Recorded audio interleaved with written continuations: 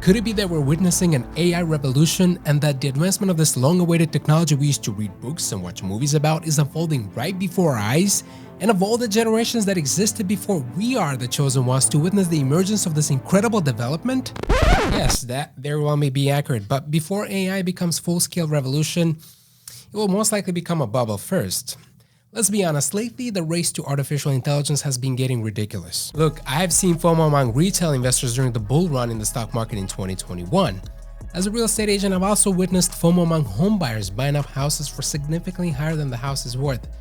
But seeing FOMO among major companies like Microsoft, Meta, Google, and Amazon investing billions of dollars into AI, aka chatbots for now, is something else and fascinating to watch. I'm not suggesting these major companies have no merit in investing in AI, but there are several signs that indicate bubble is forming. For one, AI is still far from being perfected and is still in its infancy stages of development.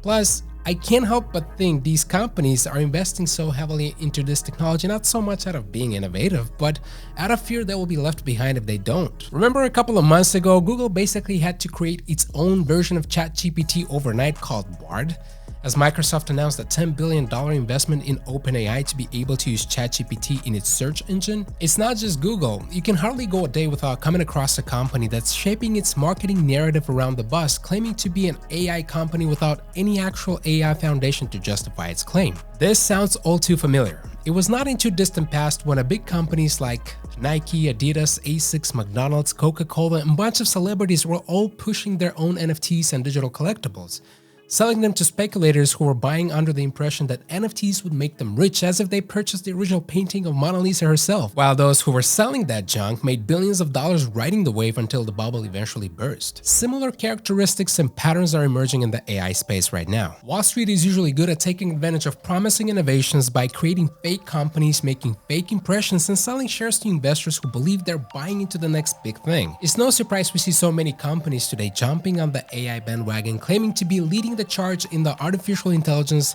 when they have zero real-world application of this technology. As for the companies that do have a foundation and are doing some amazing work to advance AI, I'm sure they're just as confused by all these players coming into the space with nothing but money to back them up. To be clear, the big companies I mentioned earlier have been using artificial intelligence for many years now. And you might ask, what's with the AI hype then, and why everyone keeps buzzing about it? The difference is machine learning AI versus generative AI. This is where it gets very interesting. We have been using machines to crunch numbers, analyze data, and perform tasks for years, but in the last couple of years, AI has progressed from machines that perform tasks to a machine that can learn and generate its own ideas. For example, traditional machine learning AI is very good at recognizing patterns in data and making decisions. A prime example would be when you use the Amazon app to shop for a new product, and the app automatically shows you related products that you might be interested in based on your past purchases, or scrolling through Instagram and the app recommending you new profiles for you to follow based on your interests. But the new generative AI is a different beast, one that is not just capable of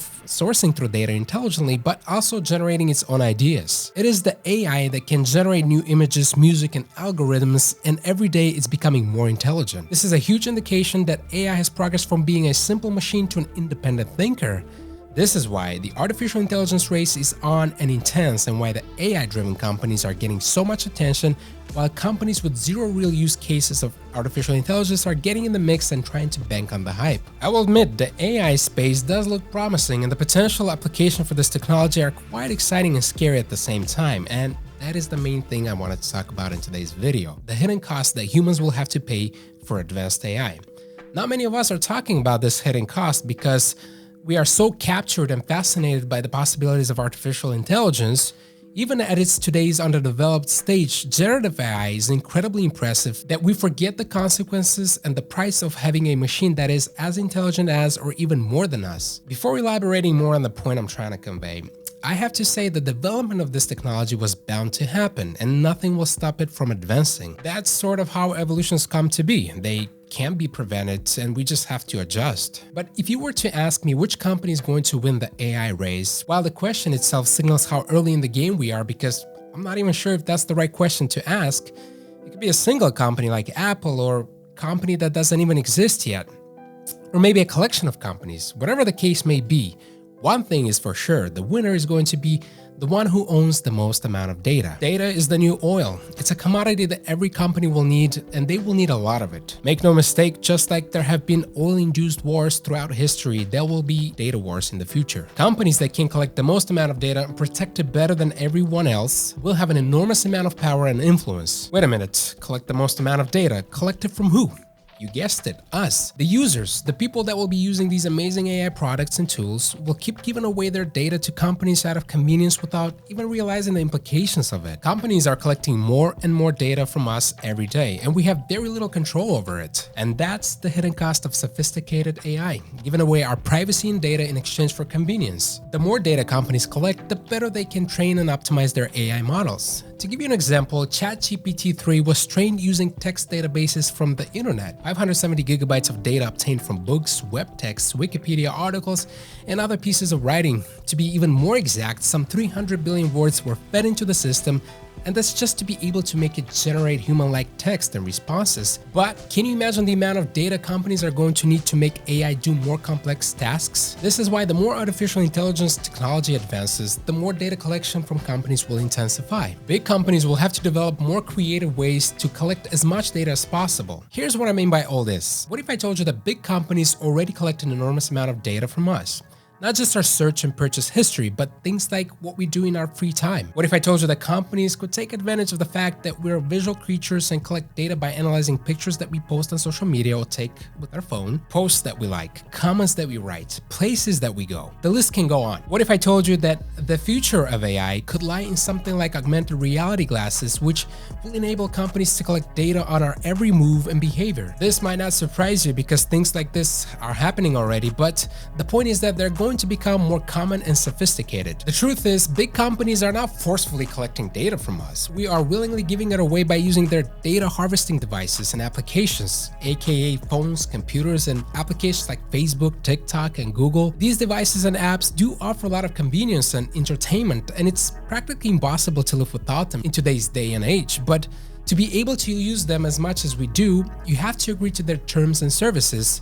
And we all do it without a slight hesitation. Like I said earlier, companies will have to get more creative in collecting data by creating more advanced data harvesting devices and applications. In fact, they already have. For example, think about Apple iPhone for a second, particularly the one that was released 10 years ago since their latest release, which would be iPhone 5. Back then, if you wanted to access your phone securely, you only needed a 4-digit passcode. Fast forward a year later, which would be iPhone 5S, Apple introduced the fingerprint Touch ID, a more secure and faster way to access your phone. 4 releases later, which would be iPhone 10, Apple introduced Face ID, a technology that captures accurate face data by projecting it and analyzing thousands of invisible dots to create a depth map of your face and also capture an infrared image of your face. Accessing your device easier and keeping it more secure is just one of the aspects that progressed as Apple made its releases. Throughout its evolution, the company also released many different applications like Health app, iCloud, and Wallet that give the company access to more data. I know that some of you might say,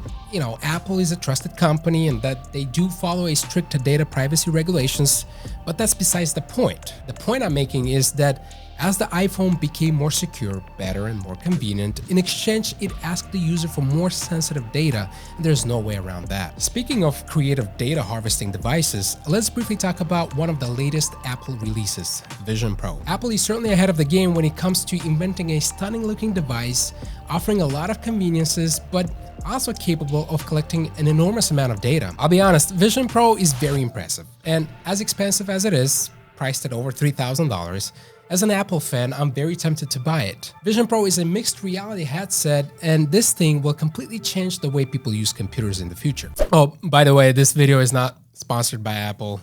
In fact, right now we don't have any room for sponsors. Do we? I don't think so, no. No. Producer says no.